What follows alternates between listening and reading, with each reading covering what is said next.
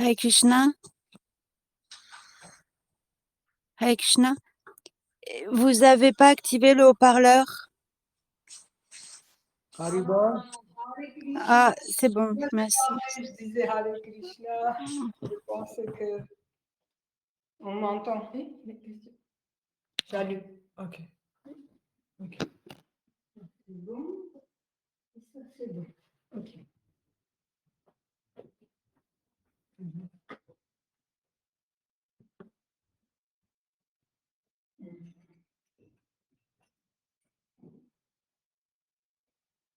On peut commencer? Sûr? Attends, on va vérifier. C'est bon, Haribol, vous nous entendez? Si quelqu'un peut confirmer, Chanda. Chanda, tu nous Oui, entends? on vous entend, pardon, j'arrivais pas. Et celui-ci, ce micro? Haribol? Celui-ci, il est bon aussi. Ok, parfait. C'est bon. Oui. La deuxième. Ah, d'accord, vous avez besoin de. Pour les parents. Ah, on va chanter. Samsara.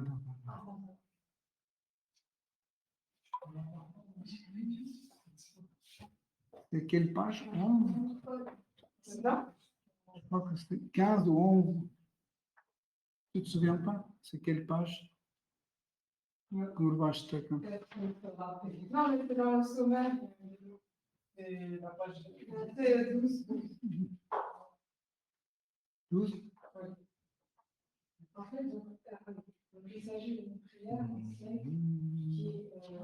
Hare Krishna. Hare Krishna. C'est celui-là. Merci. Merci, vous avez bien entendu. Да, ничего помочь. Voilà, ça, ça va, je me dame. Ça fait bien distribuer.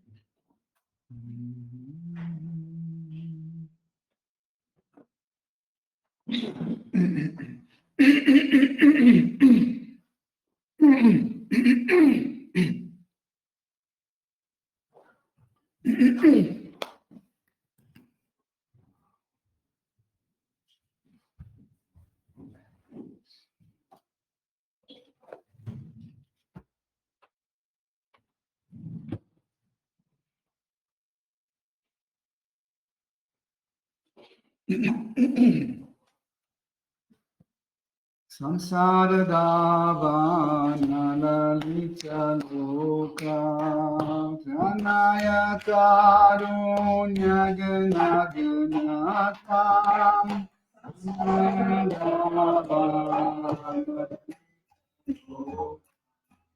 pranaya karunya gana ganatam Raptasya kalyana gunarnavasya Vande Guru Shri Charanaravinda Raptasya kalyana gunarnavasya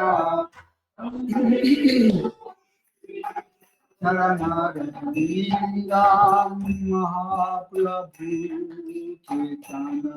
Chaitanya Vaditramadyan manaso sena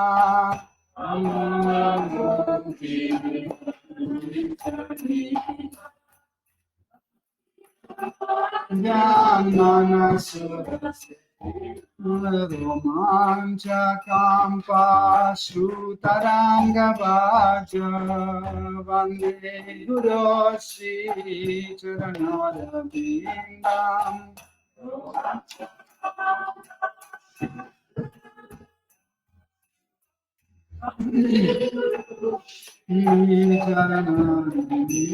Namaste Guru Shri Charanarvindam Vande Guru Shri Charanarvindam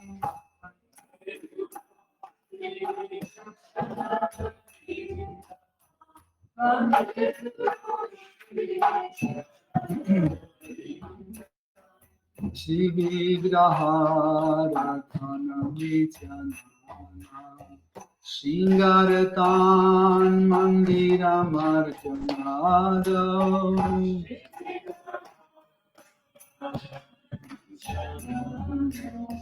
Shingaratan Mandiramarjanado Tasya bhattam shani unjatopi Vande Guru Shri Charanara Vindam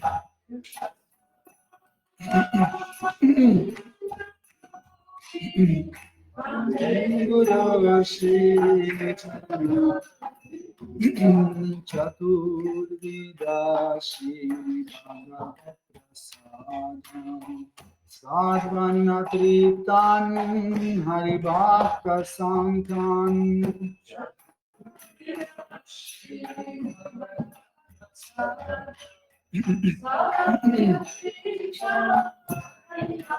Sankhan Vaivatritim Bhajata Sadaiva Vande Guru Shri Charanara Vindam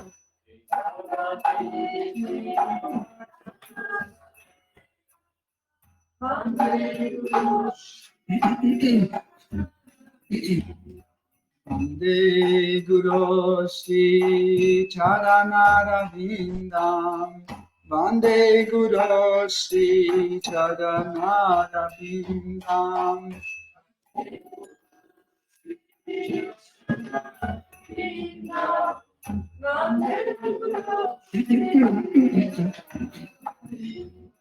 Shri Radhika Madhavayora Para Madhurya Lila Gunarupanam Nam Shri Radhika Madhavayora Para Madhurya Lila Gunarupanam Nam Pratikshana Sadhana Lopasya Vande Guru Shri Charanara Vindam Pratikshana Sadhana Lopasya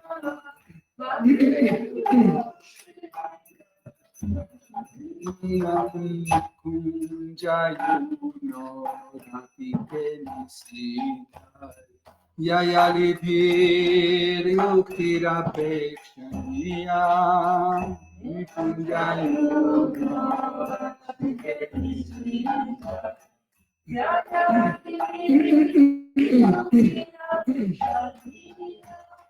Rati Dakshat Ati Balabhasya Vande Guru Shri Charanara Vindam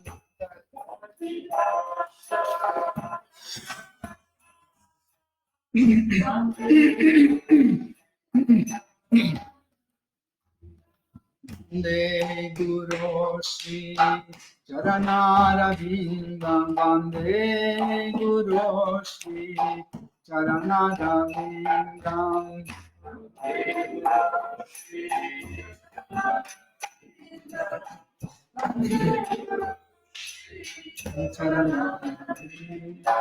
Sakshat Haritvena Samastra Shastrai Uktas Tatha Bhavyata Eva Sadhi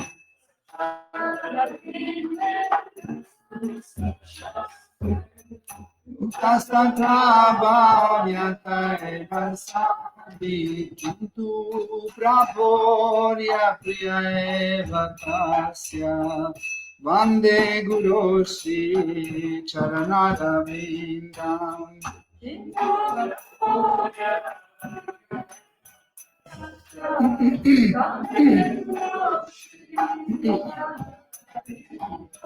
Yasya Prasadad Bhagavat Prasadam Yasya Prasadam Nagati Kutopi Yasya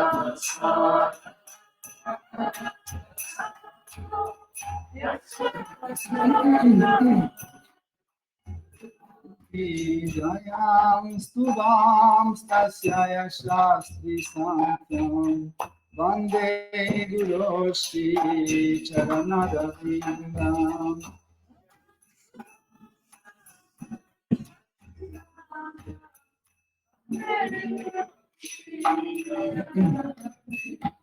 Vande Guru Shri Charanarvindam. Vande Guru Shri Charanarvindam.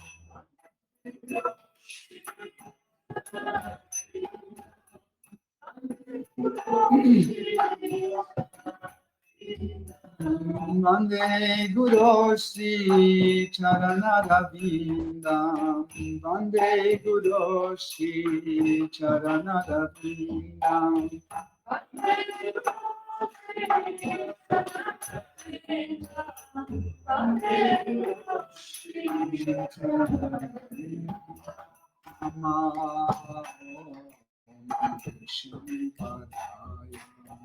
Krishna Prasthaya Bhutale Srimate Bhakti Vedanta Swami Niti Namine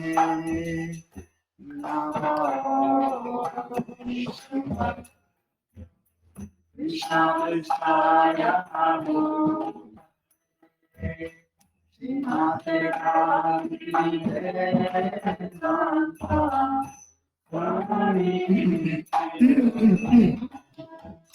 Namaste Saraswati Devi Gauravani Pracharine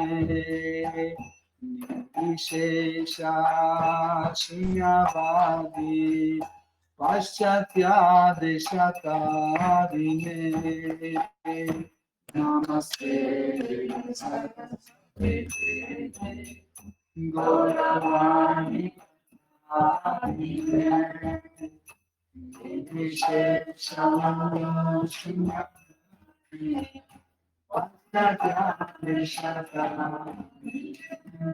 Shri Krishna Chaitanya Prabhu Nityananda Shri Advaita Gadadhara Sivasadi Gaura Bhakta Vrinda Shri Krishna Chaitanya Prabhu Nityananda Shri Advaita Gadadhara Sivasadi Gaura Bhakta Vrinda Hare Krishna, Krishna Krishna, Hare Hare, Hare Rama,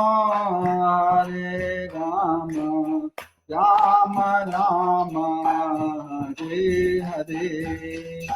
Hare Krishna, Krishna Krishna, Hare Hare.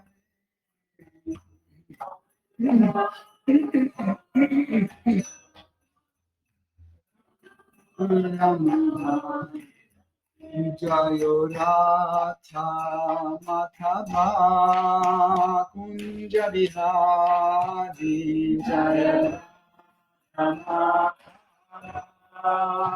Kunja Bihari Jaya Radha Madhava Kunja Bihari Jaya Radha Madhava Kunja Bihari Gopi Jana Valakha Girivarakari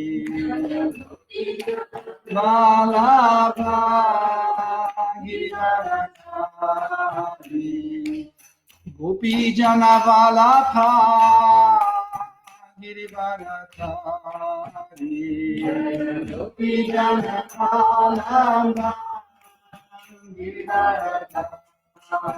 Yashodanandana Braja Janarandana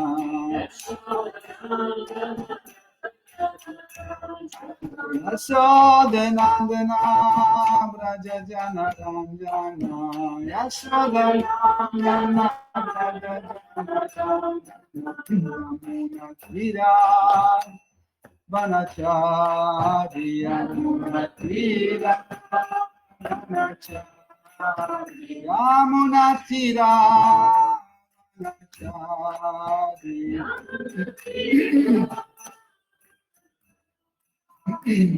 Jaya Matha Madhava Kunja Bihari Kunja Bihari Jaya Matha Madhava Kunja Bihari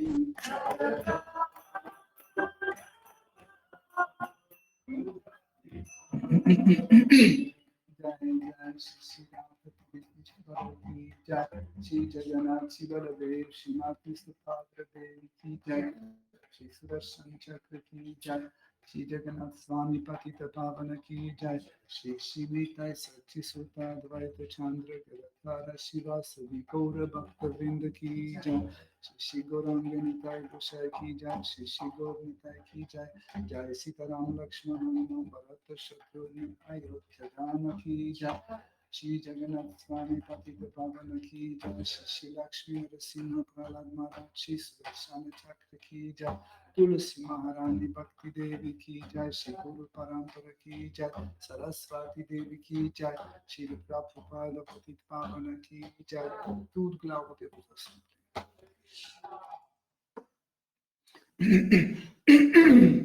Om Ajnana Timirandasya Jananjana Shalakaya Chakshurum Militam Yena Tasmai Shri Gurave Namaha Shri Chaitanya Manobhishtam Stapitam Yena Bhutale Svayam Rupa Kadamayam Dadati Svapadantikam Vandeham Shri Guru Shri Yuta Padakamalam Shri Gurum Vaishnavamscha Shri Rupam Sagrajatam Sahagana Raghunatham Vitantam Sajivam Sadvaitam Savadutam Parijana Saitam Krishna Chaitanya Devam Shri Radha Krishna Padam Sahagana Lalita Shri Vishakam Vitamscha Hey Krishna Karuna Sindhu Dinabandho Jagatpate Gopesha Gopika Kanta Radha Kanta Namostute Tapta Kanchana Gaurangi Radhe Vrindavaneshwari Rishabhanu Sukte Devi Pranamami Hari Priya Vancha Kalpatarudescha Kripa Sindhu Vyevacha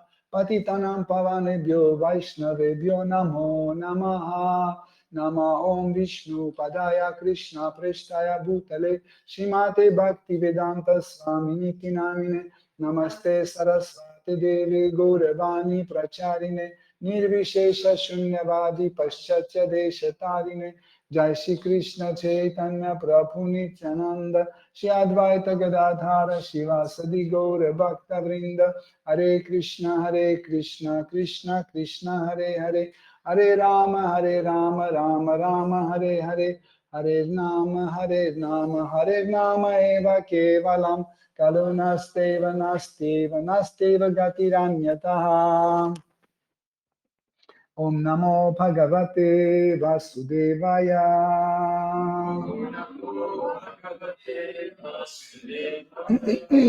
Om Namo Bhagavate Vasudevaya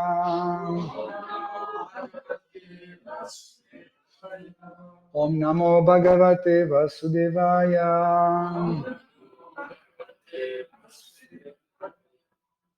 Hare Krishna, chers dévots, bienvenue à Yoga Lyrique.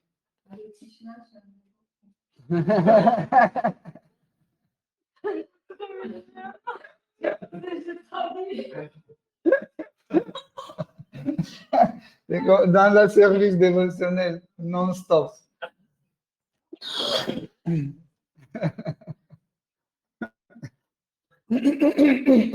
Donc, nous continuons d'étudier le nectar de Srimad Bhagavatam. Cinquième chant, cinquième chapitre à partir de verset 20.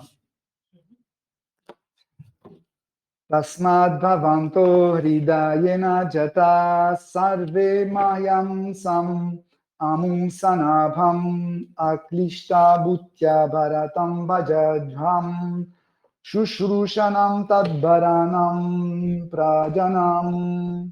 Traduction. Mes chers garçons, vous êtes tous nés de mon cœur, qui est le siège de toutes les qualités spirituelles. Ne soyez donc pas comme des matérialistes et des êtres envieux. Remettez-vous-en à votre frère aîné, Bharata, qui est hautement accompli dans le service de dévotion. Si vous vous employez à le servir, vous me servirez en même temps et vous gouvernerez automatiquement vos sujets. Tenant est porté par sa divine grâce. Le mot Hridaya, utilisé dans ce verset, désigne le cœur, qu'on nomme également Ura, la poitrine. Le cœur se trouve à l'intérieur de la poitrine, et bien que le fils soit conçu au moyen des organes génitaux, il tire en fait son origine du cœur.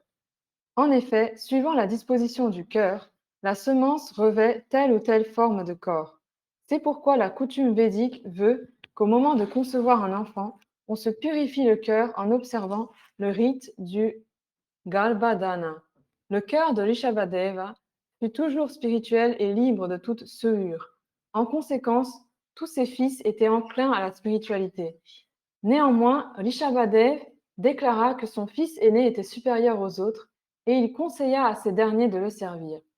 Tous les frères de Bharat Maharaj se virent ainsi recommandés par Rishabhadev de s'attacher à son service. On peut se demander pourquoi une telle instruction leur fut donnée, car au commencement il a été dit qu'on ne doit pas s'attacher au foyer et aux membres de la famille. Cependant, il a été aussi enseigné Mahiyasam Pada Rajo Visheka.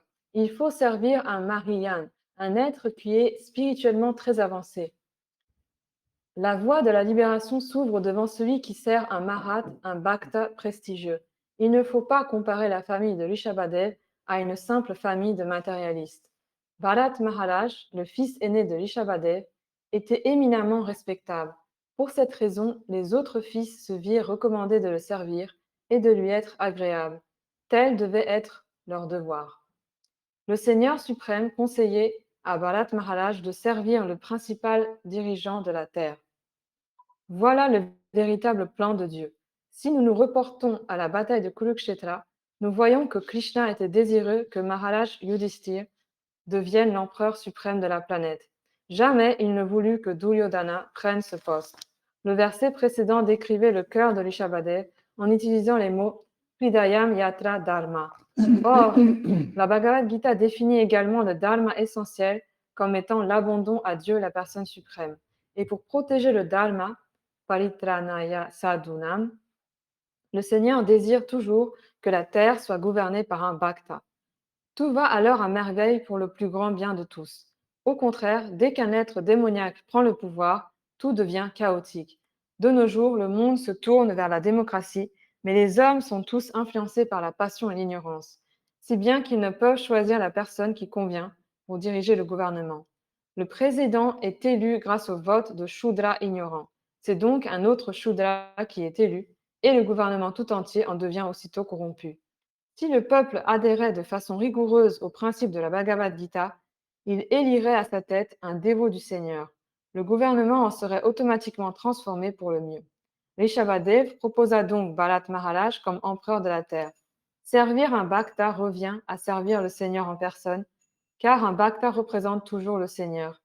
Ainsi, lorsqu'un Bhakta se trouve au pouvoir, le gouvernement est toujours satisfait et bénéfique pour tous. Jai Hare Krishna. Donc, ce verset, il est assez consistant. Je pense qu'on aura le temps pour le voir entièrement. Ce qui est important de comprendre, c'est que des fois, le Srimad Bhagavatam montre les versets dans lesquels il y a des paroles, des formulations que nous pouvons penser qu'il s'agit d'une métaphore, hein, ou du sens figuré. Comme par exemple dans ce verset qu'on vient de lire, Shri Rishabhadev, Seigneur suprême, dit à ses fils que vous êtes nés de mon cœur. Donc nous, qui on est dans une société matérialiste, qui ont étudié les livres d'anatomie, on a découvert le cœur, qui est un tas de muscles qui se contractent et décontractent pour propulser le sang dans notre cœur, dans notre corps. Nous avons cette idée de ce qui est le cœur. Mais Hridaya, le cœur, et en sanskrit, a un autre sens aussi, c'est l'ensemble de tous nos sens. Donc, nos sens sont liés dans le corps matériel, nos sens sont liés entre eux, mais ils ne font un juste dans les cas extrêmes. Par exemple, des fois, nous disons que je l'ai senti avec mon cœur. Ça veut dire qu'il ne s'agit pas de voir quelque chose, il ne s'agit pas d'entendre quelque chose ou goûter. On a une sensation, une émotion très forte qu'on prend pour le cœur. Ça, c'est l'ensemble de tous nos sens qui agissent comme un seul sens. Ça s'appelle le cœur. Donc, je ne sais pas si ça vous intéresse, mais on peut aller encore plus loin et pour mieux comprendre pourquoi Srimad Bhagavatam dit des choses de cette façon, car la nature d'un être vivant est définie comme Svabhava. Svabhava, ça veut dire bhava ici est un sens comme la nature ou une forte émotion. Va veut dire individuel ou ce qui est le mien, unique. Sva veut dire unique et ce qui est à moi. Donc, autrement dit, Svabhava, ça veut dire l'être. L'être est plutôt un être vivant a une nature émotionnelle. En fait, notre nature est émotionnelle et n'est pas descriptive. Si vous voulez décrire la véritable nature d'une âme, vous ne pouvez pas décrire par une narrative en disant que c'est la nature d'un être vivant est composée de 3 vis connectés à un moteur, etc. etc. Non. La nature d'un être vivant a une nature émotionnelle. Ça veut dire que notre nature est composée de certaines émotions. Et ces émotions se manifestent d'une façon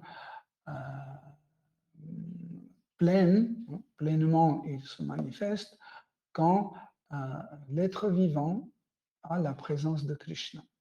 Donc la présence de Krishna sur toutes les plateformes accélère le développement ou la manifestation de Svabhava. Comme par exemple, quand vous avez envie de manger, ce n'est pas aussi fort qu'en présence de la nourriture.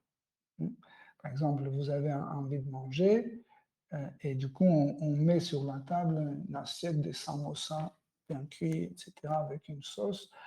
Et là, tout de suite, l'envie de manger se manifeste encore plus fortement. Donc, Krishna, il fait cet effet dans la vie d'un dévot, produit cet effet en présence de Krishna, peu importe la plateforme, par exemple. On peut entendre une histoire de Krishna, ça veut dire que Krishna est présent. On peut chanter son nom, c'est la présence de Krishna. On peut discuter d'état constitutionnel de Krishna, pareil, c'est la présence de Krishna. Donc la présence de Krishna constante, donc continue à manifester le svabhava de l'être vivant. Et quand cette svabhava atteint le sommet de sa maturation, elle se manifeste dans la forme de rasa. Hein? Vous connaissez 5 rasas. Hein? Vous connaissez 5 rasas. Hein? Donc les rasas, ce sont des 5 types de relations d'amour avec Seigneur suprême. Car l'amour, l'amour a aussi une forme. Elle n'est pas sans forme, amorphe, non.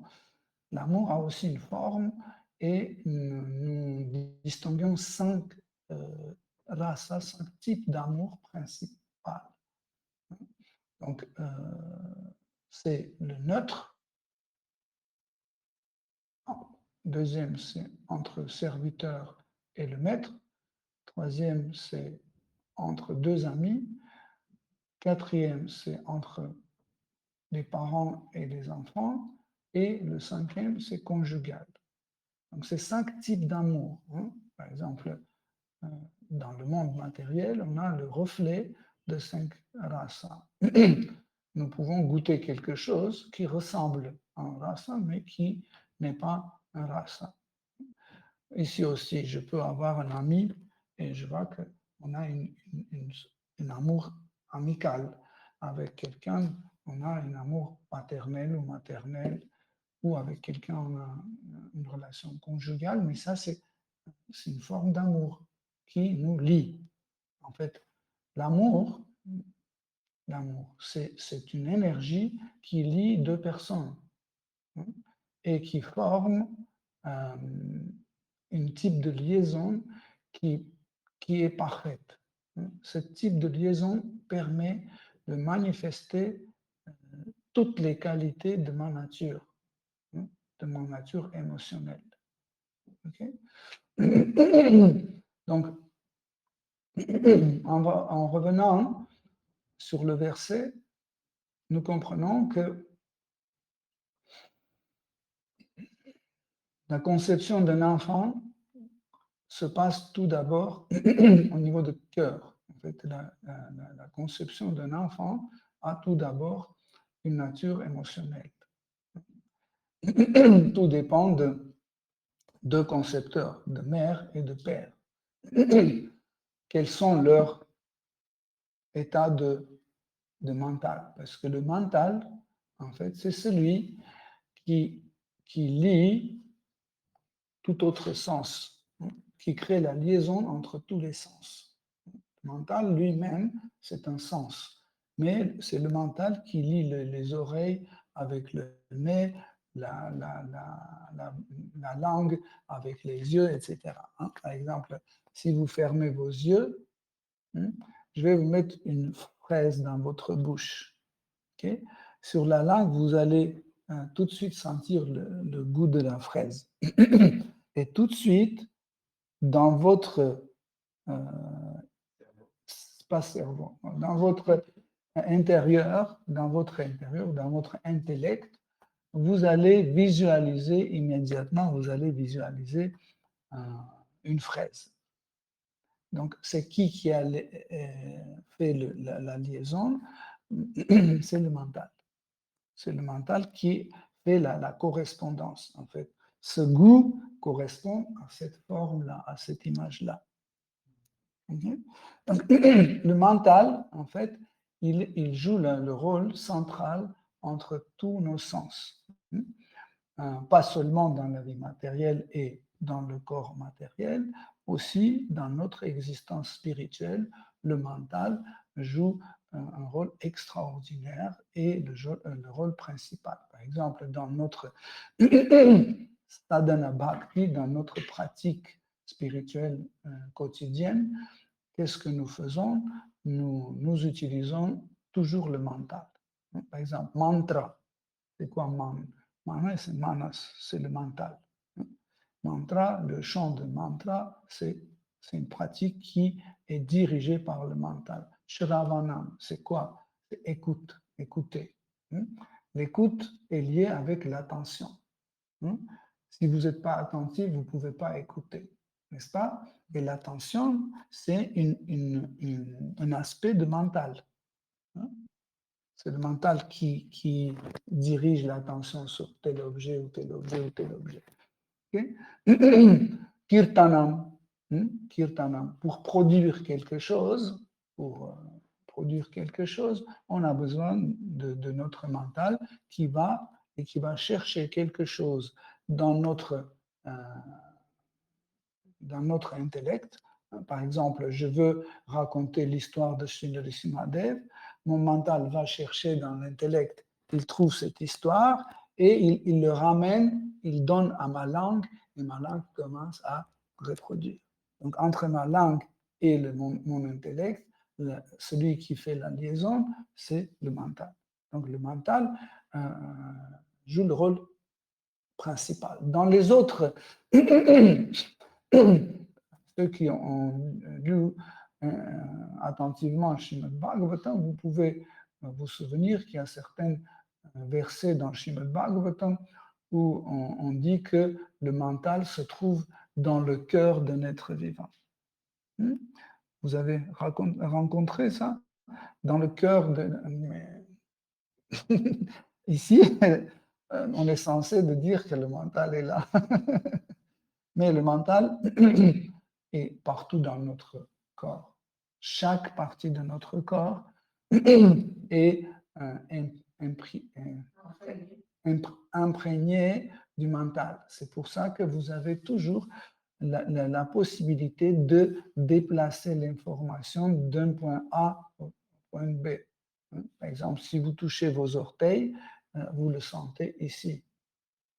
Tout de suite, l'information, ça veut dire les émotions circulent dans notre corps, les émotions circulent dans notre corps grâce à la présence du mental. C'est le mental qui circule. Le mental aussi, il fait circuler les pranas, l'air vital. Il fait circuler l'air vital dans notre corps qui est responsable de la maintien de notre vie. C'est grâce au mental que en fait, les pranas circulent. Et c'est le mental qui en fait, grâce à bonne, comment on dit ça en français, distribution, pas distribution, quand tu dis ici, c'est répartition, voilà. Grâce à certaines répartitions, le mental crée les mouvements de notre corps. Ou par exemple, quand nous pleurons, ça veut dire le mental fait, comment tu dis? Voilà, il a réparti les pranas de telle sorte que les pranas restent accumulés dans l'eau qui se trouve dans notre cœur. Et du coup, nous commençons à pleurer dans notre corps. Oui. Oui. Donc, par exemple, quand les pranas restent dans la terre de notre corps, restent accumulés dans notre corps, nous devenons immobiles. Okay? Donc, c'est comme ça que les sattvika bhava aussi, les extases, en fait, se manifestent aussi. Donc, le mental, il joue un rôle très, très important. Et donc là, nous pouvons comprendre que la conception d'un enfant est liée à notre esprit, à notre nature émotionnelle, qui charge en fait le petit corps appelé spermatozoïde. Donc, spermatozoïde, c'est un être vivant de très bas niveau de conscience. Il est comme une bactérie. Mais il a une sorte de code, qui est lié, qui le lie à la conscience de ses parents. Ça va, je complique pas trop, ça va. Donc, il lie en fait ce code avec la conscience des parents. Et au moment de l'acte sexuel, l'état d'esprit des parents commence à former le corps avec une information par défaut, hein, dans le futur corps d'un individu. En fait, l'âme qui se trouve dans le spermatozoïde rentre dans l'ovule. Donc l'ovule, hein, prend l'âme de ce qui est trouvé dans le spermatozoïde et le corps de spermatozoïde est anéanti. Donc ça veut dire que c'est une transmigration d'un corps à l'autre. Okay? Donc avant, c'est une réincarnation. Donc l'âme qui était dans le spermatozoïde a perdu son corps et il a transmigré dans l'ovule. Et l'ovule commence à se diviser. Se diviser, après chaque partie se divise de nouveau, après chaque partie se divise de nouveau, et chaque cellule, c'est une personne. Ça veut dire que nous commençons à former notre corps avec des cellules qui arrivent. Des cellules qui arrivent, après ça devient un embryon, l'embryon devient un bébé, etc. etc. Donc, allez, Christine. Donc, vous comprenez? Comme ça, en fait, cette âme qui est venue dans le corps de cette cellule, il emporte le code émotionnel et karmique de ses parents. Lui-même, il ne contient pas tout. Parce que nous pensons que nous avons, dans notre intellect, nous avons entièrement tout ce qui s'est passé avec nous. Mais en fait, nous avons juste un code qui nous permet de consulter en fait ces informations qui se trouvent chez Paramatma. Donc comme ça, en fait, dès notre conception, nous sommes liés à Paramatma.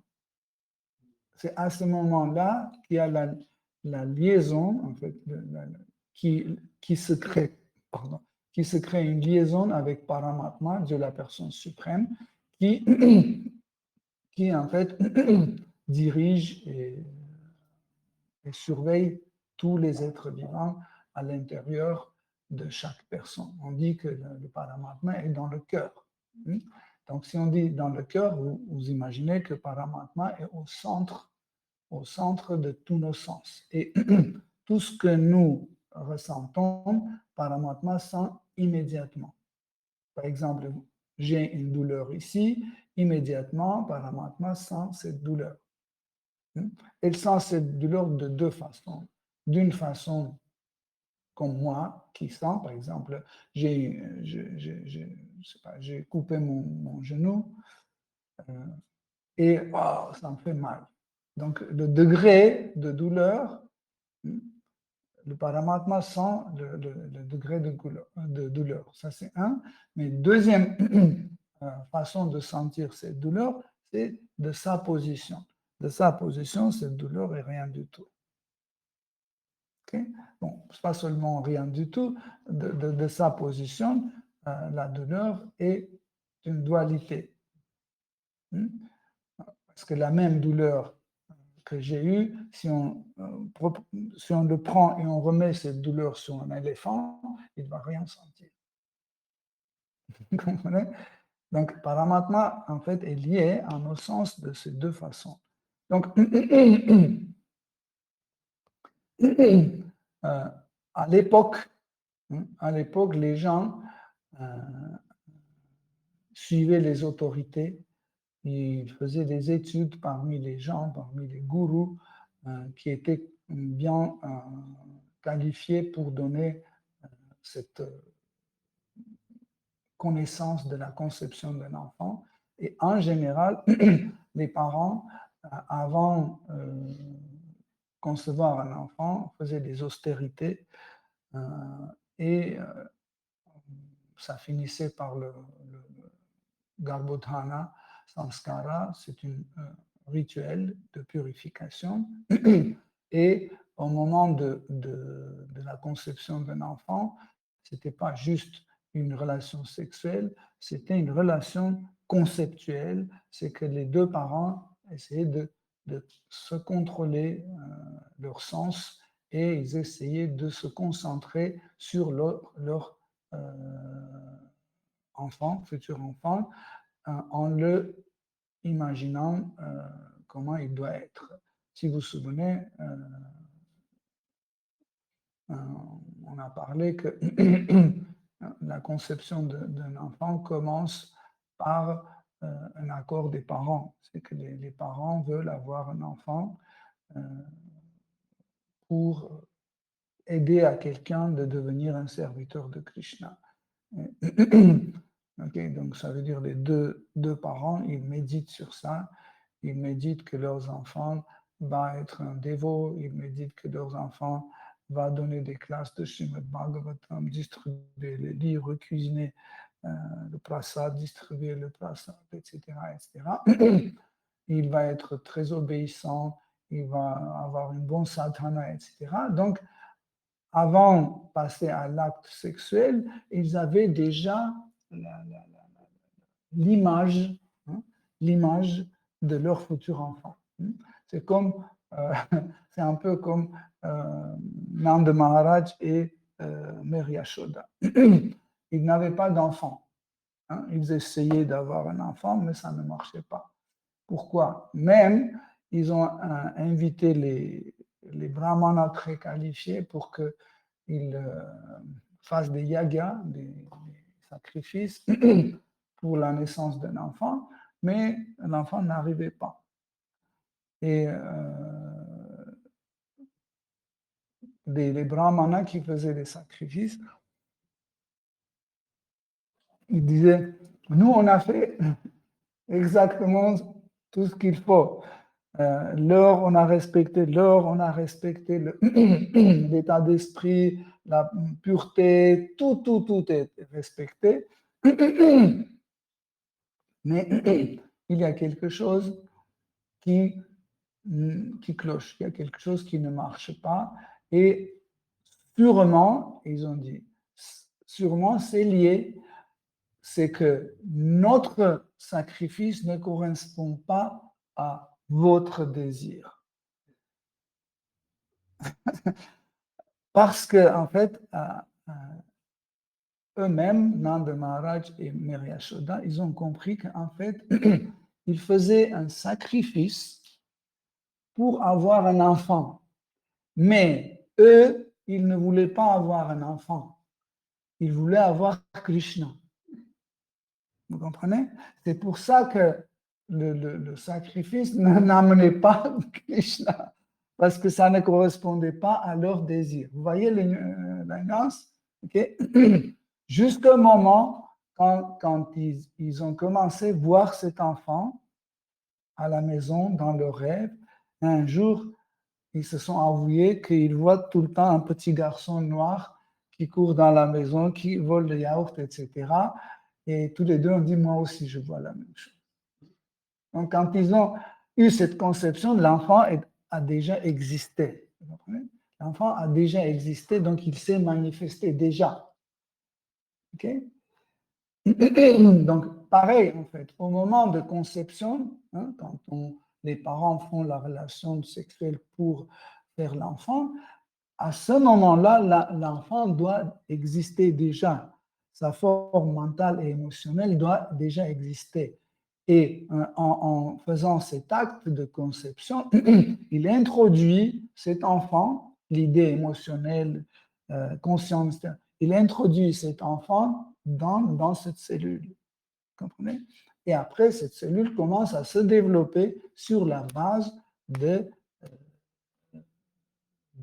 cette information émotionnelle et consciente. C'est pour ça qu'ici, dans notre verset, Shri Shapadev a dit que vous êtes nés de mon cœur. Il dit à ses fils, vous êtes nés de mon cœur. Qu'est-ce que ça veut dire? C'est que moi, je vous ai transmis les qualités spirituelles. Votre nature, votre façon d'être, votre conscience est telle que vous êtes des êtres spirituels. Et c'est pour ça que vous ne devez pas imiter les matérialistes et les gens envieux.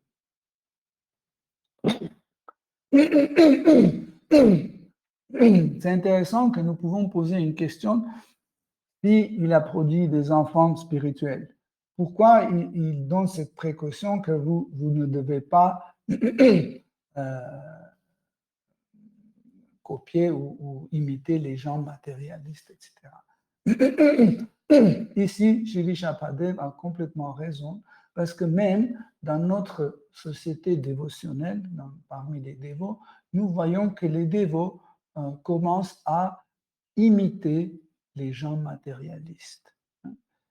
Ils commencent à donner des conférences, entre guillemets, scientifiques, complètement privées de dévotion, complètement privées de l'amour pour Krishna, etc. Comme ça, ils pensent que le public va apprécier, mais imaginez que je vous donne une conférence sur la physique nucléaire et je raconte la même chose qu'on raconte à l'université. Ça sert à quoi? C'est absurde. Juste, les gens vont dire, les spectateurs vont dire, ah oui, il connaît bien la science nucléaire. Et alors, ça sert à quoi? Quel est mon rôle? Mon rôle, c'est transmettre cet état émotionnel, cet état conscient qui va permettre les gens de devenir un dévot, de se mettre sur la voie de Bhakti. Voyez? Mais nous faisons souvent comme ça.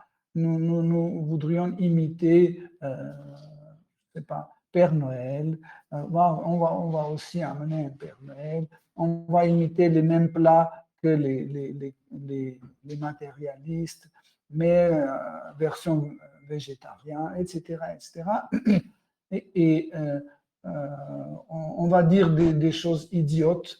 Pourquoi? Parce que sinon, on va blesser, on va chez eux, ils nous proposent des trucs cuisinés avec l'ail ou l'oignon ou avec de l'œuf, et on accepte parce qu'on pense que oui, on ne va pas leur déranger, ils seront vexés, c'est pas grave, on va accepter. Donc, c'est ça, en fait, que Shri Shapadev prévient. Il dit, vous êtes des êtres spirituels. Vous devez vivre d'une façon spirituelle. Et il ne faut pas imiter les matérialistes et les gens envieux. Il ne faut pas les imiter. Et faire quelque chose, oui, sinon ils vont être vexés, etc. Non. Il ne faut pas offenser les gens. Il ne faut pas écraser les gens et comment dire, vexer les gens avec une attention pour dire que moi je suis meilleur. Mais nous devons vivre dans cette société, nous devons vivre comme les êtres spirituels, comme les dévots.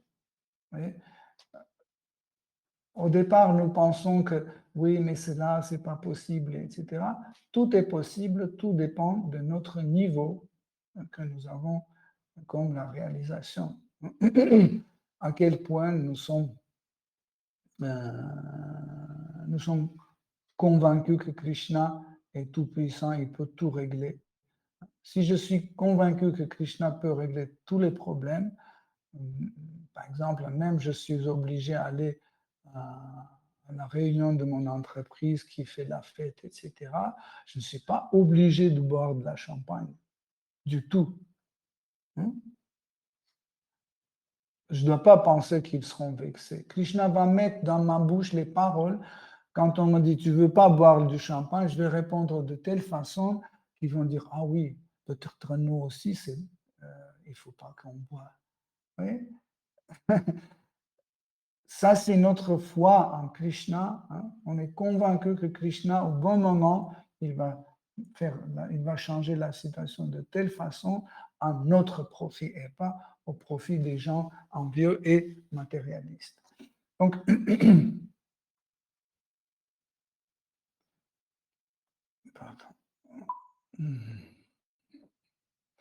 par la suite,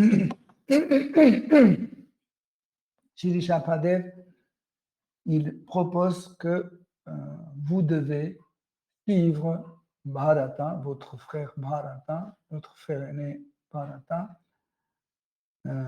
qui déjà atteint une haute perfection dans le bhakti, dans le service dévotionnel. Donc,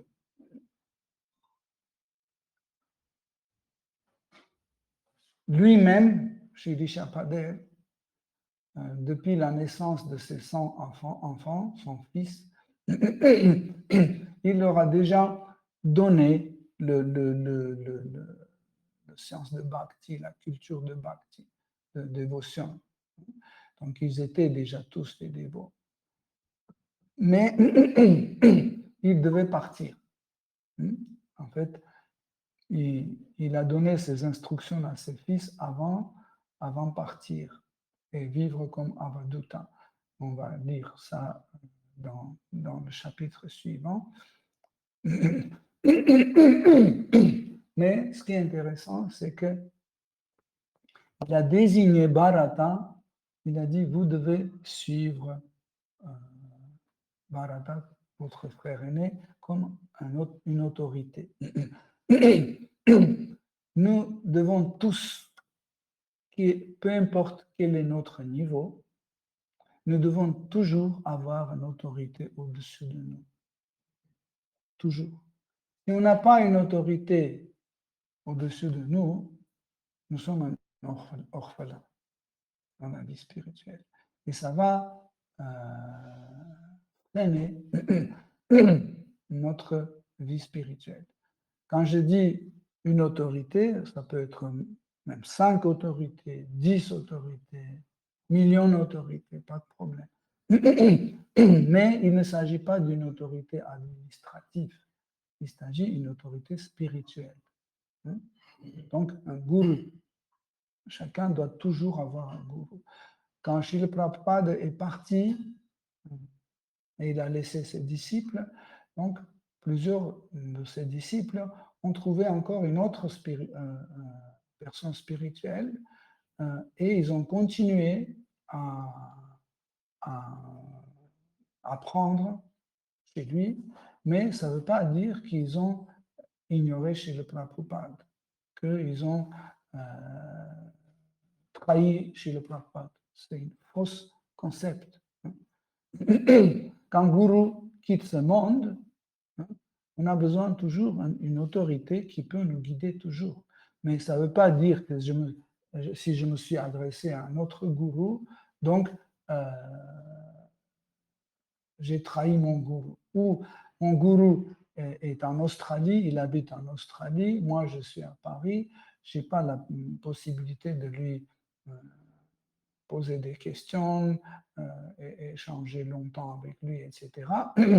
Et si je trouve une autorité, un autre gourou, je peux me réfugier près de lui et continuer à être cultivé par ce gourou.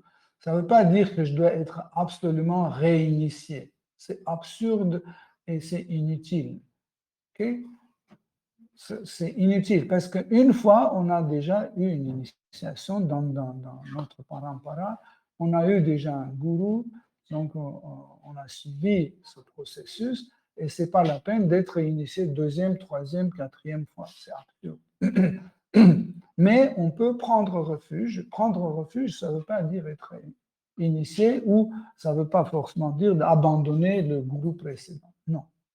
Donc, ici, Shri Shapadev lui-même, il montre, il dit, moi je m'en vais. Mais vous pouvez trouver maintenant le refuge chez votre frère aîné, Bharata. Il va continuer à vous cultiver, il va vous aider d'avancer spirituellement. Donc, nous, nous devons comprendre que ce n'est pas que sans gourou, on ne peut pas du tout avancer spirituellement. On peut toujours avancer spirituellement, mais ça dépend comment. Par exemple, vous avez un cactus chez vous, et chaque matin, il écoute comment vous chantez Hare Krishna Mahamantra. Chaque matin, il écoute Srimad Bhagavatam, ce cactus, mais parce que sa conscience est trop basse, donc cette forme, et il n'a pas de gourou, ce cactus, il continue à avancer quand même spirituellement, mais très, très, très lentement. Parce que le processus même, par exemple, entendre Hare Krishna Mahamantra, c'est un processus absolu. Donc, qu'est-ce que ça veut dire un processus absolu? C'est qu'il doit absolument, avoir un effet.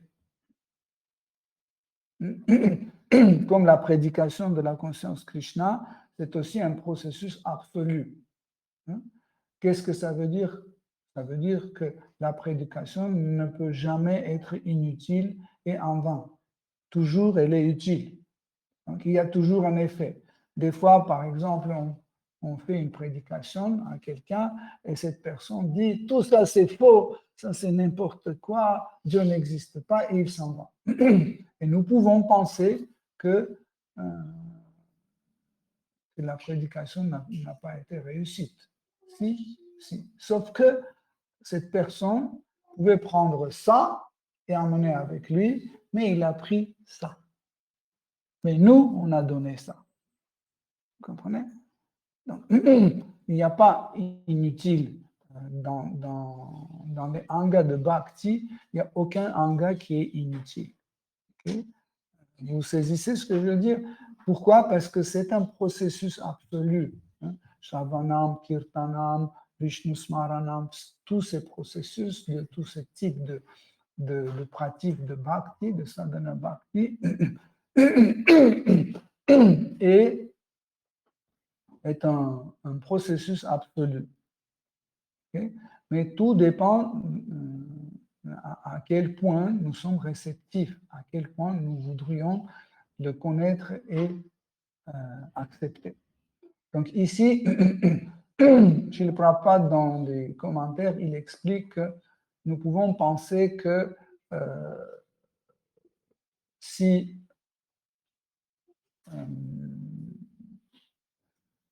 Rishabhadev, Seigneur Rishabhadev, a désigné son fils aîné comme gourou pour ses autres fils, il veut garder, il a des attachements familiaux, etc. Mais ce n'est pas comme ça, c'est que il montre que juste parce que Bharata, c'est une personne extraordinaire et par la suite, on a dit, il y aura l'histoire de Bharat, comment Bharata, il a laissé le royaume, il est parti dans la forêt pour faire des austérités, comment il a quitté son corps, il est devenu un cerf, comment il a continué faire le bhakti et des austérités dans le corps d'un animal, et comment de nouveau il était rené dans une famille où il s'est pris pour un malade mental, etc., pour continuer son avancement spirituel. Donc, ça, c'est des choses qui expliquent pourquoi, en fait, Shri Rishabhadev a donné comme autorité Bharata. Et aussi, Bharata était aussi un kshatriya. Comme ses frères, Bharata aussi était un kshatriya, mais ils étaient tous bien instruits dans Bhakti. Une partie de ses frères étaient des brahmanas, une petite partie était des brahmanas. Donc la famille était extraordinaire et ils sont tous hérités une petite partie d'énergie de Rishabhadev, mais Bharata en premier. Et Bharata, vous allez voir comment il a régné dans le monde, comment il est devenu l'empereur et comment il a quitté en fait le poste de roi pour aller faire les austérités. Par la suite, Shri Rishabhadev dit à ses fils, si vous continuez à servir Bharata, en réalité, vous allez servir moi. Là, c'est l'idée de présence de Guru comme la présence de Dieu, la personne suprême. Guru, c'est le représentant du Seigneur suprême. Si le Guru dit des choses comme ça ou comme ça, ça veut dire que c'est le Seigneur suprême qui lui a dit pour qu'il transmette cette chose à nous. Donc, vous pouvez dire, oui, mais attendez, il y a tellement de gourous, faux gourous, hein, des charlatans qui nous bouffent l'argent, notre énergie, après ils nous amènent dans une secte, etc., etc. Ça existe, bien sûr que ça existe. Mais ça ne veut pas dire qu'il n'y a que des faux gourous. N'est-ce pas? Par exemple, vous pouvez tomber sur un dentiste charlatan. Vous ne pouvez pas dire que tous les dentistes sont charlatans, n'est-ce pas? Sûrement, il y en a quelques-uns qui sont des bornes. Mais comment, en fait, nous devons trouver un gourou? Donc, le processus est assez long, mais parce que nous sommes sous l'influence de Rajaguna, nous sommes sous l'influence de la passion, on veut que des choses se passent tout de suite, ici et maintenant. Et à cause de ça, nous faisons un mauvais choix de gourou. Par exemple, on regarde le gourou, il est très beau, on dit, ah, ça c'est le meilleur gourou. Ou par exemple, il chante très bien, on dit, ah oui, il chante tellement bien. Ou il a le sens de l'humour, il rigole, etc. Mais le gourou n'est pas l'animateur. Le gourou, c'est un maître, c'est un professeur, c'est celui qui nous apprend à servir Krishna. C'est celui qui nous apprend à servir les dévots. C'est ça le rôle de gourou, et pas divertir le public. Bien sûr que gourou peut être beau, gourou peut être rigolo, il peut avoir le sens de l'humour, il peut être très intelligent, etc. Il peut chanter très bien, mais ce n'est pas son rôle principal. Nous devons choisir gourou par son rôle principal. Vous comprenez? C'est ça que nous devons prendre comme critère. Et ce critère, c'est chaque fois quand je vois mon gourou, chaque fois quand je l'écoute, ça me donne envie de servir les dévots, ça me donne envie de servir Krishna. Chaque fois quand je vois mon gourou, ça me fait penser à Krishna, je commence à penser à Krishna. Ça, c'est un gourou. C'est un bon choix de gourou. Il ne faut pas chercher les étiquettes de gourou. Le gourou, ce n'est pas celui-là qui arrive avec une étiquette sur le t-shirt, c'est écrit gourou. Gourou compétent, avec son diplôme de gourou. Non. Srila Rupa Goswami, il dit celui qui contrôle ses sens, son mental, sa colère, les impulses de ses génitaux, de son estomac, etc., et qui est dévoué à Krishna, il peut avoir des disciples dans le monde entier. Ça veut dire, le disciple, il devient automatiquement disciple de gourou, sans initiation, sans rien. Vous devenez automatiquement le disciple de votre gourou parce que vous suivez les instructions de votre gourou. Vous comprenez? Si vous ne suivez pas les instructions de votre gourou, vous n'avez pas de gourou. Avoir gourou, ce n'est pas avoir un lave-vaisselle. Avoir un gourou, ça veut dire avoir les instructions à suivre et les suivre. Si on ne suit pas les instructions de gourou, ça veut dire qu'on n'a pas de gourou. Ça, il faut absolument comprendre. Les gens pensent que, oh oui, je suis initié par tel Maharaj, donc j'ai un gourou. Mais je dis, mais ton gourou a dit, ne mange pas du chocolat. Ton gourou a dit, tu dois étudier Srimad Bhagavatam, mais tu ne le fais pas. Alors, où est ton gourou? Tu n'as pas de gourou. Vous comprenez? C'est ça, en fait, l'idée d'avoir un gourou. Si nous ne comprenons pas, nous prenons quelqu'un pour gourou, hein, qui n'est pas authentique, ou on prend quelqu'un qui est authentique, mais dans les deux cas, on ne les suit pas. Ni authentique et ni non authentique non plus. Okay? Mais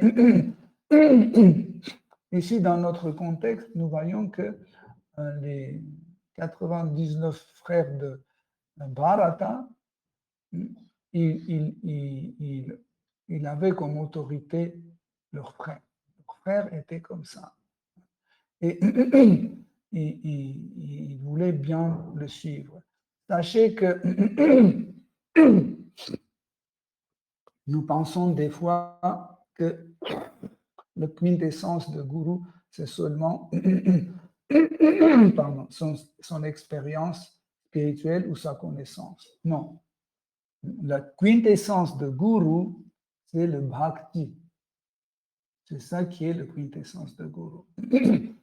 Peut-être vous allez apprendre plus en plus Srimad Bhagavatam et vous devenez encore plus érudit que votre gourou. Vous allez connaître beaucoup plus des choses, mais ça ne veut pas dire que vous êtes plus dévoué que votre gourou. Vous comprenez? Ça ne veut pas dire qu'un jour, vous allez accélérer et vous allez remonter plus haut que votre gourou. Parce que le gourou, il continue à grandir aussi parce que lui aussi, il a un gourou. Et son gourou continue à grandir parce qu'il a aussi son gourou. Par exemple, Srila Vyasadeva, c'est la personne qui a écrit Srimad Bhagavatam, Mahabharata, etc. On peut dire, il n'a pas besoin d'un gourou. Mais si, il avait le gourou. Il avait Narada Muni. Narada Muni était gourou de Srila Vyasadeva. Et au moment, quand il était en situation difficile, son gourou est venu. Narada Muni est venu pour donner des instructions à Srila Vyasadeva. Mais ça ne veut pas dire que Narada Muni, il n'a pas besoin d'un gourou. Lui aussi, il a son gourou, c'est le Seigneur Brahma. Le Seigneur Brahma était le gourou de Narada Muni. Okay? Par la suite, Narada Muni a eu beaucoup d'autres gourous, des sages. Même, il est devenu le disciple de Saraswati Devi. Donc, on peut avoir beaucoup de gourous, mais faites attention, il y a les critères. Il y a des critères qui nous préservent pour qu'on ne met pas notre énergie comme ça. Ça concerne et les disciples et le gourou. Donc, il y a des critères importants dans la liaison de gourou et disciple. Le premier critère, c'est que le gourou doit être bienveillant. Le gourou doit être bienveillant. Ça veut dire qu'il doit toujours vouloir l'avancement spirituel de son disciple.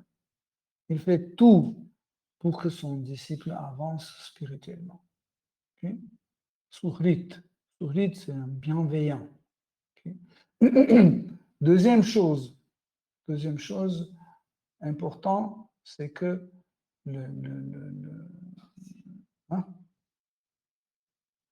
deuxième chose importante, c'est le bhava de gourou, l'humeur de gourou qui doit correspondre à votre humeur. Okay? C'est important, très très important, parce que si l'humeur de gourou et votre humeur est très différente, vous ne serez pas satisfait du tout. Gourou ne sera satisfait non plus. Vous allez écouter, vous allez dire oui, c'est très intéressant ce qu'il dit, mais il me manque des choses qu'il ne parle pas, qu'il ne discute pas, qu'il ne traite pas comme sujet. Donc ça, c'est très très important. Et troisième chose, le plus très très important, c'est le sadhana de gourou. Donc le gourou doit avoir un sadhana exemplaire pour que le disciple a un désir de suivre et faire le même sadhana. Si vous respectez ces trois critères, vous ne pouvez pas avoir millions de gourous. Et le gourou ne peut pas avoir millions de disciples. C'est impossible. Parce que nous sommes tous des individus. Et nous ne pouvons pas être dans une même humeur d'une quantité excessive. C'est impossible.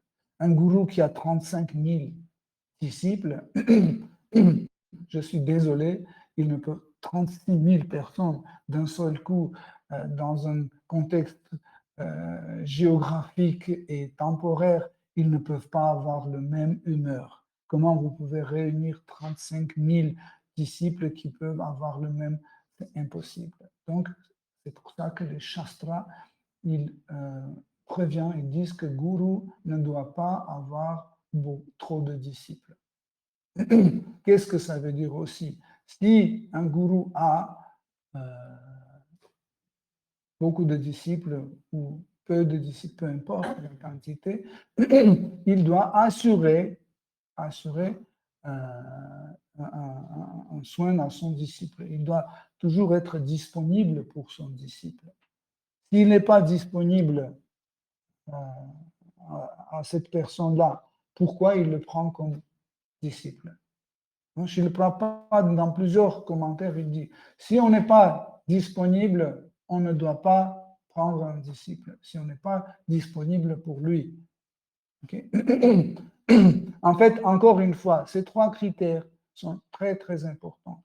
Si vous voyez un gourou qui a déjà, je ne sais pas, 50 000 disciples, donc vous devez poser la question, et si je veux avoir un darshan avec mon gourou, ça sera quand? Combien de disciples gourou peut avoir sur son darshan par jour? 5? 5? 10, ok, 10 disciples par jour. Donc, par an, ça fait combien? 3000. Voilà, 3000, etc. Ok? Et si je suis 51e disciple de mon gourou, mon darshan sera quand? Ça ne colle pas. Le système que je vous ai expliqué avec ces trois critères, ce système est hyper important. Ça permet de vraiment ne pas tomber dans cet excès et correctement suivre un gourou qui est sourire, qui est vraiment soucieux de votre avancement spirituel, qui a le même humeur et qui a un sadhana exemplaire pour vous. Okay? Donc, et en revenant sur le verset, donc, Shri Rishabhadev, de la personne suprême, il a nommé ou il a désigné Shri Bharata parce qu'il savait que Shri Bharata, par rapport à ses frères, ou pour ses frères, il va assurer ces 3 critères. Hare Krishna. Si vous avez des questions, des commentaires.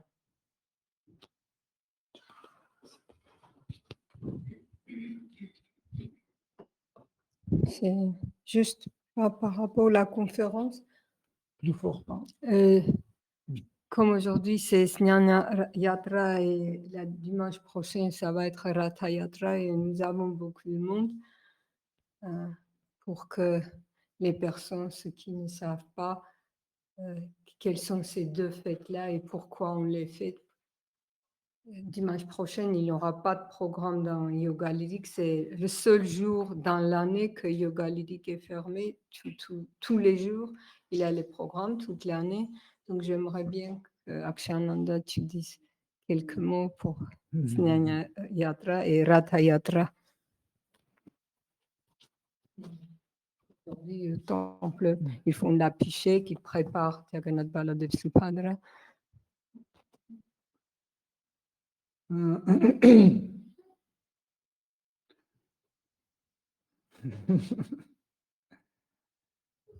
Donc, le Ratha Yatra,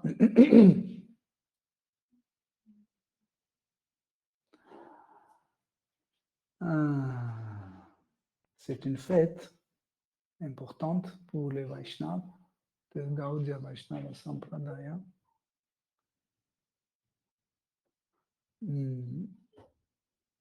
C'est une fête que certaines personnes fêtent d'une façon religieuse ou automatique, traditionnelle, juste parce que c'est un festival et c'est amusant. Si vous traduisez Ratha Yatra, Ratha veut dire le char, Yatra veut dire nombreux, accumulation.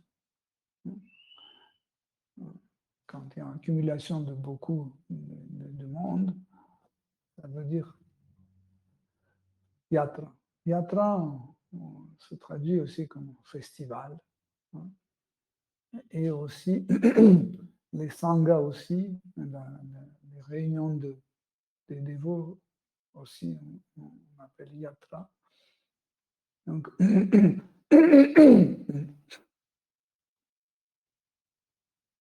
c'est très long.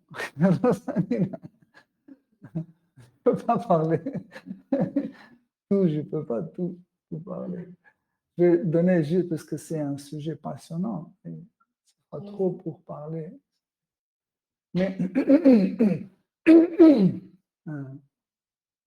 le plus important, c'est la nature de ce festival.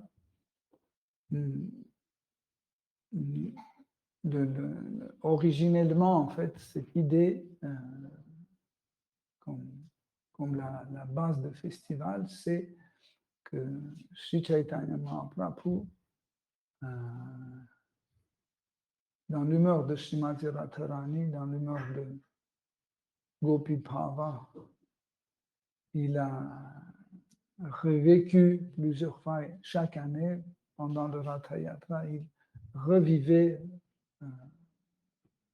cet épisode de rencontre de Gopi et de Krishna, Dvarakadisha Krishna, sur le champ de Kurukshetra pendant le sacrifice. Donc, quand il y avait l'éclipse solaire, pendant l'éclipse solaire, on dit que l'éclipse solaire, c'est un événement positif. Et Krishna, avec les reines de Dvaraka, avec ses femmes, 16 108 femmes, il est allé dans le lieu de sacrifice. Et ainsi, les femmes les femmes de Vrindavan, de Vraj, avec les femmes âgées avec leurs maris, hein, les gopas âgés, sont venus aussi à ce lieu de sacrifice, mais aussi il y avait les jeunes gopis qui sont venus. Ils sont venus pour voir, parce que ce sacrifice durait longtemps, donc et il fallait que quelqu'un s'occupe des vaches, etc., etc. Et ça, normalement, faisaient les pâtres. Donc, ils sont restés pour s'occuper des vaches. Et les gens bergères, hein, des gens gopis, sont allés à cet événement, à ce sacrifice. Et quand ils sont, les Vrajabasi, ils ont rencontré Krishna, Dvarakadisha Krishna, là-bas, Jiva Goswami décrit qu'ils ont vu autrement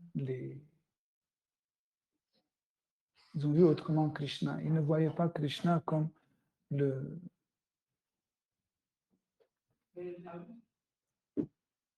le roi de Dvaraka. Ils voyaient Krishna dans ses habits de pâtre. Ils voyaient comme leur Krishna.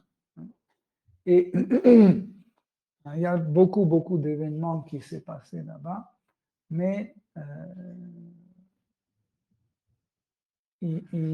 les gopis n'étaient pas très contentes. Elles étaient très contentes qu'ils ont vu Krishna, mais elles n'étaient pas très contentes, entièrement contentes.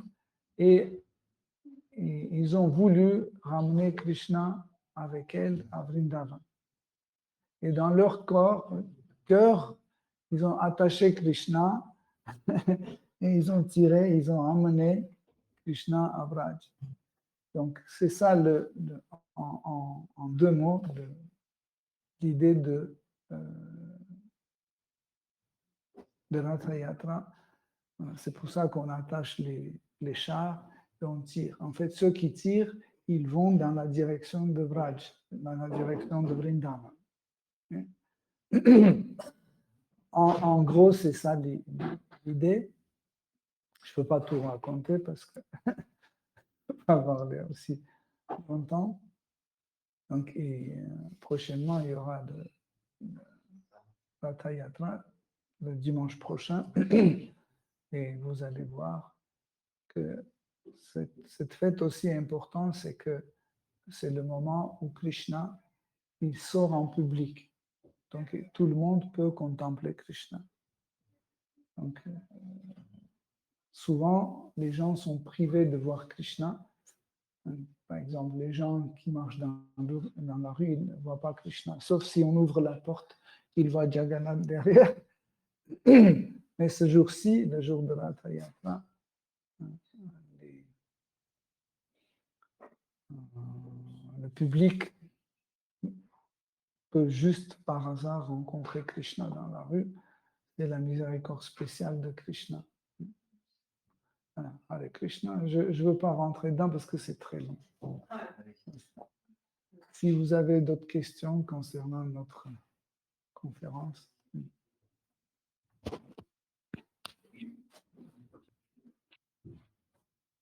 Hare Krishna Guruji. Hare Krishna. Donc j'ai deux questions différentes. La première, c'était pour revenir quand vous parlez de la conception d'un enfant. Parce que moi, j'avais toujours des images de l'âme arrive quand l'enfant naît, mais en fait, donc l'âme, en fait, elle se pose dans le spermatozoïde de l'homme. Et à chaque fois, en fait, c'est ça Oui, parce le que processus. ce spermatozoïde, il peut être né chez un homme et rester là-bas pendant, je ne sais pas, des dizaines, vingtaines d'années en attendant. Ok. Et le deuxième, c'est par rapport au goulot. Est-ce que Par rapport à quand vous parliez des goulots, Ah,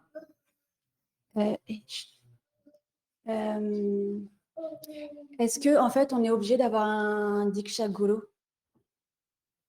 Si on arrive avec un Shiksha Guru à trouver ce qu'on veut pour notre évolution spirituelle et qu'on ne trouve pas un Diksha Guru, est-ce que c'est vraiment nécessaire ou est-ce qu'un jour, par la miséricorde de Krishna, il va venir et que c'est qu'on n'est pas prêt? Chandajan, en réalité, il n'y a pas de différence entre Shiksha et Diksha Guru. Dans Chaitanya Charitamrita, un des premiers sujets traités par Krishnadas Kaviraj Goswami, c'est Guru Tattva. Et clairement, il dit qu'il n'y a pas de différence entre Shiksha Guru et Diksha Guru. Seule différence, c'est qu'un jour, le Guru donne Diksha. Quand il donne Diksha, il est appelé Diksha Guru. Mais il n'y a pas de différence. Parce que le rôle principal de Guru, c'est Shiksha et pas Diksha. Diksha est donné une fois. Par exemple, je fais le yagya, je lui donne le nom, je lui donne le chapelet, etc. Donc, je suis devenu son Diksha Guru. Demain, il arrive, je suis son Diksha Guru. Qu'est-ce que je vais faire? De nouveau, on va faire le yaga, chaque jour, qu'est-ce que je vais donner? Le Shiksha. Shisha. Il devient Shisha, normalement. Donc, notre relation continue comme Shiksha. Tu ne vas pas chaque jour donner l'initiation. Mais ce n'est pas ça qui, en fait, définit. Comme j'ai dit, si on est vraiment lié à notre parampara, il y a 3 critères aussi. Il y a 3 critères qui nous lient à parampara. Le premier critère de parampara, c'est le siddhanta, les postulats de notre philosophie. Si j'accepte ces critères philosophiques, si je l'applique, donc je suis lié, entière, je suis lié à parampara. Deuxième critère, c'est le sadhana. Donc, mon sadhana doit correspondre au sadhana de tous mes acharyas, de tous les acharyas de mon parampara. Par exemple, si Rupa Goswami chantait les saints noms, je dois chanter les saints noms. Si Jiva Goswami dit que l'âme se trouve dans le corps de Krishna, si l'âme est liée à Krishna par rasa, etc., donc si j'accepte ça, si je suis cette instruction, donc ça veut dire j'accepte ces critères, j'accepte le siddhanta. Deuxième chose, c'est sadhana. Je dois suivre le sadhana. Donc, ça veut dire si mon gourou chante Hare Krishna, je chante Hare Krishna. Mon gourou ne mange pas la viande, je ne mange pas la viande. S'il ne mange pas du chocolat, je ne mange pas du chocolat. Ça, c'est le sadhana. Et troisième, c'est le bhava. On en a parlé, le bhava aussi. Si ces 3 critères correspondent, donc je suis attaché à parampara. Même si je n'ai pas passé cette formalité, cette formalité, c'est une formalité qui montre à tout le monde que cette personne est qualifiée d'être un disciple. Okay? C'est que, en fait, ça montre qu'il est, comme par exemple le mariage. Quand on fait le mariage, ce n'est pas le Vivaha Yaga qui colle ces 2 personnes, n'est-ce pas? Parce qu'on voit millions de personnes qui font le Vivaha Yaga et quelques jours après, ils se divorcent. Ils sont divorcés. Donc, ce n'est pas ce processus qui m'intéresse. Okay? Vous regardez combien de personnes vous avez autour de vous qui prennent l'initiation et le lendemain, ils abandonnent le gourou, ils prennent notre gourou, abandonnent, ils réinitient par un autre. Donc, ce n'est pas l'initiation qui sauve. Mais c'est 3 critères, comme j'ai dit, c'est 3 critères qui doivent avoir ce disciple. S'il suit ces 3 critères, siddhanta, sadhana et bhava. S'il suit, donc automatiquement il est fait. Mais la formalité, c'est pour que tout le monde sache qu'il est qualifié pour recevoir les noms. Il est qualifié pour la prédication, etc., etc. Dans les 10 10 offenses qu'on répète chaque matin, il y en a une qui dit ne pas donner le Saint-Nom à un qui n'a pas de foi. Okay? Il s'agit d'initiation. Ça veut dire, tant que je n'ai pas donné l'initiation, vous allez penser qu'il n'est pas qualifié. Mais peut-être il est déjà qualifié. C'est pour ça que quand le gourou voit qu'il est qualifié, il donne l'initiation. Il est qualifié pour donner à quelqu'un d'autre. Il est qualifié pour servir le Saint-Nom, il est qualifié pour chanter le Saint-Nom, etc. C'est juste une formalité. Merci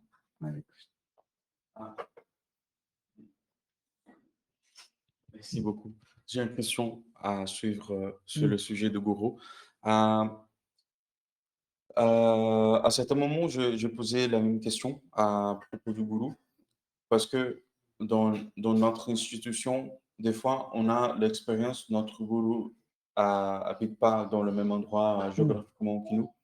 Et une des réponses aussi, c'est le Shiksha Guru, mais aussi quand on n'a pas vraiment un contact direct personnel avec le Shiksha ou le Diksha, c'est le Paramatma qui fait cet arrangement pour l'évolution.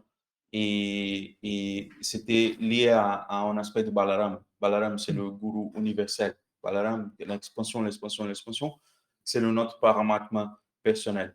Et donc, comment on peut comprendre, par exemple, si on a un gourou qui habite à l'extérieur et on n'a pas un shiksha tout de suite, et on doit aussi avoir des expériences c'est le Paramatma. Le Paramatma, il fait aussi partie dans cette Guru Tattva. Donc, Chatya Guru, on appelle Chatya Guru, c'est le gourou de l'intérieur, c'est le Paramatma. Donc, Paramatma qui guide en fait la personne, qui enseigne la personne. C'est quelque chose de très important que tu as évoqué. Des fois, il y a des situations où nous nous retrouvons dans un milieu où il y a quelques néophytes. Il y a quelques néophytes autour de nous qui n'ont pas encore même étudié la Bhagavad Gita, etc. Et tout autour, il n'y a pas d'autres dévots. Et les gourous lesquels on suivait se trouvent très loin, comme tu as dit. Donc, si nous avons le désir de suivre les instructions de Guru, Guru dit que nous devons propager la conscience de Krishna partout. Si je suis ces instructions, je commence à prêcher ces néophytes, j'organise des namahatas, j'invite les gens, je sors dans la rue pour distribuer les livres, je chante des haris, je fais des harinam dans la rue. Donc, je mets en application l'instruction de Guru, donc j'ai un Guru avec moi. Okay? Et à ce moment-là, Paramatma commence à nous instruire de l'intérieur. Si elle voit que nous sommes dans une position aussi engagée, tout de suite, Paramatma commence à nous instruire de l'intérieur. Et vous pouvez découvrir des choses que vous ne savez jamais. Des fois, je dis, mais je suis en train de dire quelque chose, mais je n'ai jamais lu ça nulle part. Personne, je n'ai jamais entendu ça. Ça vient, d'où ça vient? Ça vient parce que Chatya Guru vous instruit de l'intérieur. Mais c'est seulement quand vous êtes engagé. Quand nous ne sommes pas engagés, et il y a des idées qui viennent, ça c'est nos spéculations. Paramatma commence à nous vraiment guider au moment quand on s'engage dans le bhakti, quand on s'engage dans une prédication. Donc c'est plutôt, par exemple, parce que on a aussi cet aspect de imperfection de nos sens et le mental. Donc, comment on peut distinguer bien sûr que c'est le shastra et suivre les instructions du gourou physique, mais aussi, par exemple, donc c'est l'aspect illimité de Paramatma qui peut instruire, même si on a des sens imparfaits. De toute façon, Atma est imparfait. Atma. Atma est imparfait, oui. C'est notre statut. Nous devenons parfaits seulement quand on est dans le processus de yoga. C'est le processus de yoga, en fait, la liaison avec Krishna, hein, dans le yoga, qui nous rend parfaits. Comme je donne toujours cet exemple, okay? Donc, mon téléphone ne peut pas se déplacer avec la vitesse 100 km/h, n'est-ce pas? Mais quand je suis dans la voiture qui va avec 100 km/h, en fait, ce téléphone, il se déplace avec la même vitesse. Vous pouvez dire, mais ce n'est pas lui qui se déplace, c'est la voiture. Oui, mais lui aussi. Pourquoi? Parce qu'il est lié à cette voiture.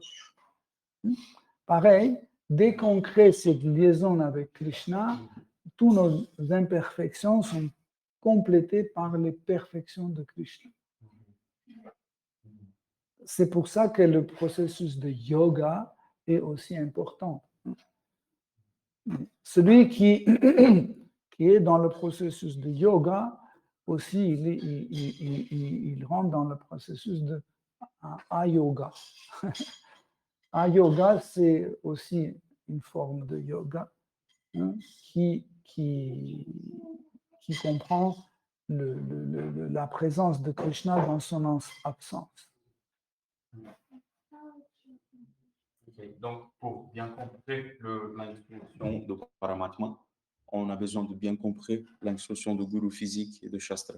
Oui, mais pas seulement comprendre, mais appliquer.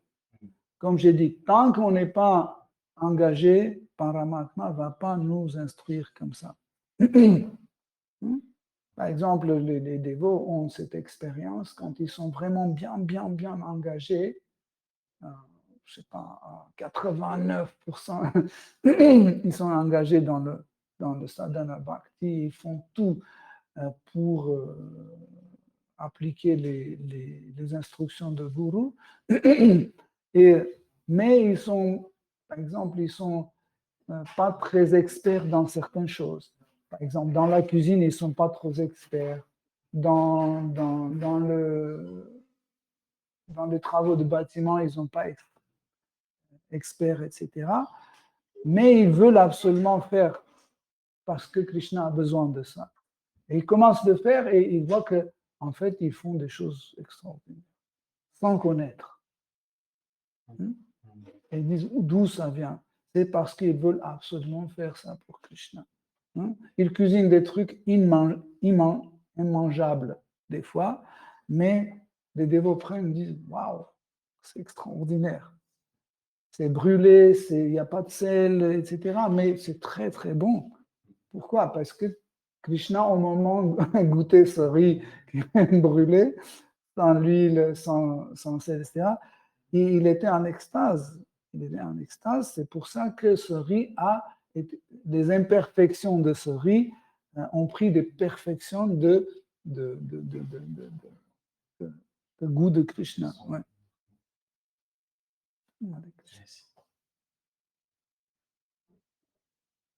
Si vous avez d'autres questions.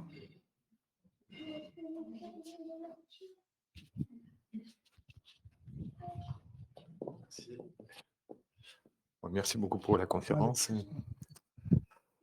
Le Chapradev a choisi un seul enfant parmi 100. Et comment s'est-il assuré que les autres n'étaient pas jaloux comme c'est arrivé dans Mahabharata, par exemple. Parce qu'il y en a un, bon, il est plus âgé, mais pourquoi tous les autres doivent le suivre? C'est pour ça que dans le verset d'aujourd'hui, il a dit « Vous êtes nés de mon cœur ». Il dit « Vous êtes nés de mon cœur ». C'est pour ça que vous ne devez pas imiter les matérialistes et les gens jaloux. Et dans le verset précédent, si vous vous souvenez, il a dit que vers mon cœur, j'ai laissé juste un chemin. C'est le chemin de Bhakti. C'est le seul chemin qui amène vers mon cœur. L'athéisme est autre chose qui n'est pas lié au Bhakti, ça ne m'intéresse pas et ces voies ne n'amènent pas vers mon cœur. Donc ça veut dire le cœur de Rishabhadev est complètement formé de Bhakti. Donc, et s'il a dit que vous êtes nés de mon cœur, ça veut dire vous êtes nés de Bhakti. Donc, et un Bhakta n'est jamais jaloux. Le contraire, un Bhakta, il est toujours content quand il voit le progrès spirituel de quelqu'un, il dit « Waouh, je suis très content ». Ça, c'est un Bhakta. Non Bhakta, il dit « Pourquoi c'est lui ? Pourquoi c'est lui ?» Par exemple, il commence, Guru a dit « Est-ce que tu peux commencer le kirtan ?» C'est quoi comme Guru? Il ne voit pas qu'il ne sait pas chanter. Moi, je chante mieux. Pourquoi il l'a choisi? Ça, c'est la jalousie. Ça veut dire c'est que cette personne n'est pas un bhakti. Parce que bhakti n'a pas ce sentiment. Bhakti n'a pas ce sentiment. Il y a une forme de sentiment qui ressemble à jalousie dans le monde spirituel. Mais ce n'est pas un équivalent. Par exemple, les gopis, elles sont jalouses quand Krishna prend la flûte et met contre ses lèvres. Ils disent, c'est un petit morceau de bambou. Chaque jour, il touche les lèvres de Krishna. Nous, on rêve chaque jour quand est-ce qu'il va nous embrasser et il ne le fait pas. Et ce morceau de bambou, chaque jour, il embrasse les lèvres de Krishna. Et ils sont jaloux. C'est pour ça que des fois, ils volent la flûte de Krishna, ils le cachent pour que Krishna ne la trouve pas. Mais ce n'est pas la même jalousie comme dans le monde matériel. C'est le contraire. Cette jalousie fait plaisir à Sri Krishna, fait plaisir à la flûte et au gopi aussi, et ça crée les divertissements extraordinaires. Et tout le monde est gagnant. Tandis que dans le monde matériel, dès qu'il y a une manifestation de jalousie, tout le monde est perdant.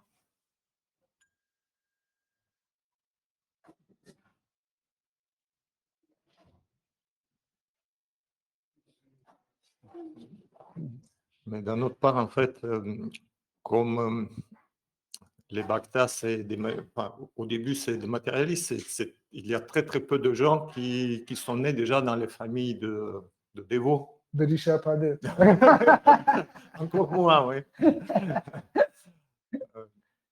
Donc, comment peut-on donc regarder ce sentiment qui est tellement naturel et on le voit parmi les frères et les sœurs à partir de bas âge. Voilà, ils sont toujours en compétition ne serait-ce que pour l'attention des parents. Et donc cette jalousie, elle est quand même présente. Quel est le rôle des parents pour enseigner les enfants, pour leur donner le goût qui permettrait de surmonter ce sentiment qui surgit quand même. Si tu te souviens, dans les enseignements de Rishabhadev, Seigneur Rishabhadev, il dit la personne qui ne peut pas donner à quelqu'un le chemin vers la libération, vers le bhakti, il ne doit jamais devenir ni gourou, ni le dirigeant de pays, ni un parent.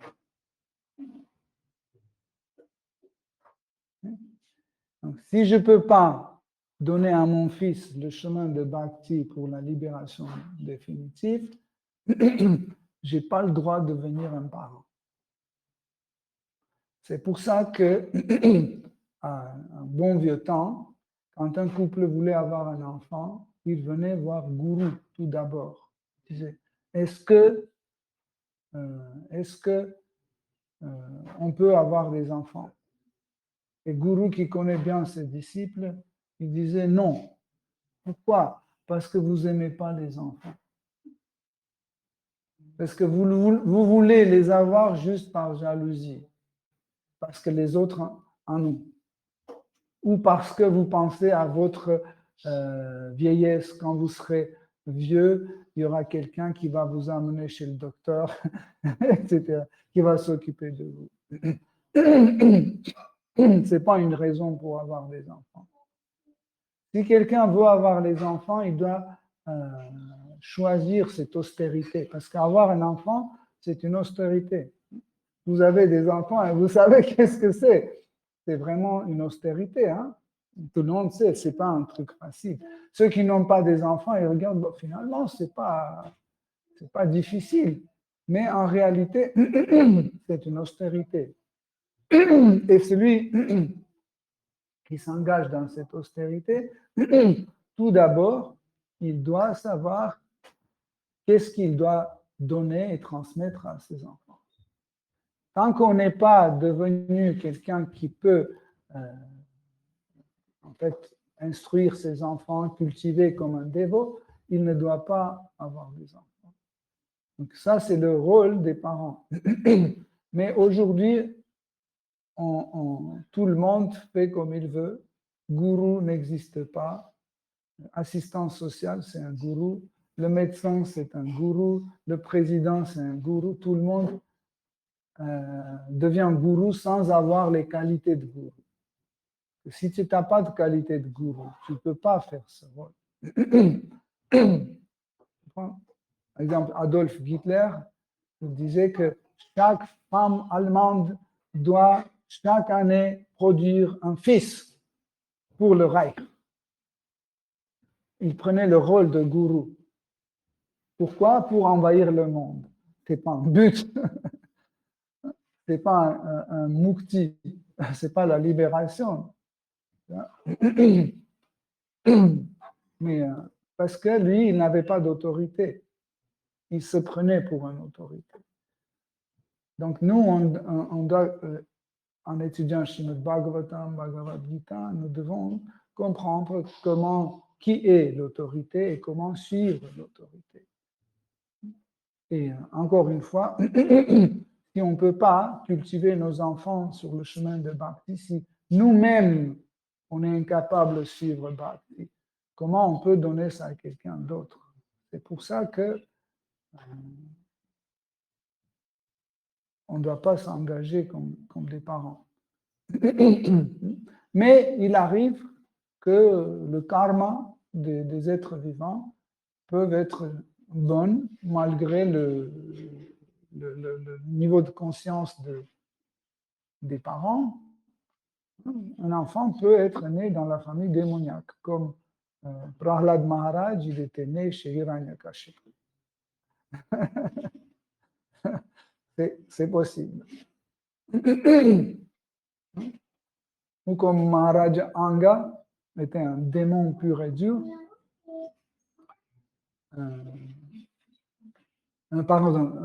qui était un bon dévot, qui a eu un enfant, Maharaj Vena.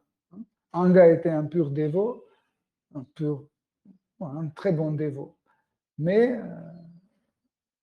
selon le karma, son fils Vena était un pur et dur démon. Et après de ce démon, de corps de ce démon, on a extrait Prithu Maharaj. Donc, ça marche aussi. Mais en tout cas, sachez que le rôle de parent, c'est ça. Si on n'est pas capable d'assumer ça, on ne doit pas avoir un enfant. Donc, en fait, les enfants d'hasard, quand on produit les enfants d'hasard, c'est un fardeau sur la société et sur les parents en premier.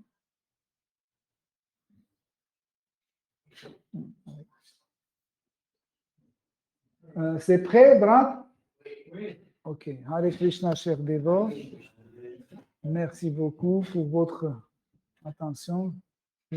C'était vraiment très plaisir de vous revoir. Vous m'avez manqué beaucoup. Hare Krishna. Shri Srimad Bhagavatam ki jai. Srila Prabhupada ki jai. Toute gloire de vos assemblées. Hare Krishna.